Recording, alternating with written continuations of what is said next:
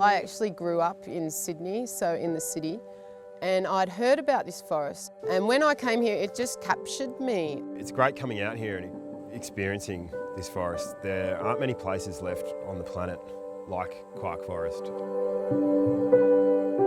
We're just off the Errinundra Plateau in far East Gippsland. Kuark Forest is home to many threatened flora and fauna species and communities as well. We're out here trying to raise awareness about the threat to that forest through logging. If you look on a logging history map, you can see that last 10 to 15 years of just massive chunks of this forest just getting taken out. Quite often where these threatened species live, the government doesn't come in and look for them before they log the area. We've been doing a lot of citizen science, which is getting out there into the forest, looking for these threatened species, documenting them, using scientific methods to highlight the special values of that forest.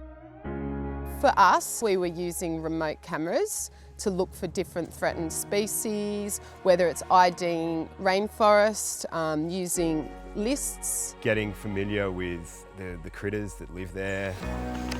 Oh yeah, got it. Seeing the large forest owls come in when we're doing surveys, spotlighting for greater gliders and other species that live in the forest. It's just community members collecting information about their environment around them. Well, the volunteers get a lot out of it when they come out. They see photos and pictures of these threatened species. They read about them in scientific journals or textbooks. But when they actually come out, they see all these values that we're talking about face to face. I absolutely learned a lot about the environment, and I could not believe the diversity, the plants, the forest. It's just such magnificent. It is an eye-opener for me to see it for myself. We measured some trees. The minimum sort of measurement you need to save a tree is over 12 metres. The biggest one we found was just over 6. We were told that that tree is not big enough to be saved and they're going to log that area, and I just could not believe that's what they are going to do. It's really empowering to be out there on the ground, taking matters into our own hands to protect these species. A lot of the threatened species and values out here have been found by community members. We've saved a number of areas already through doing this work.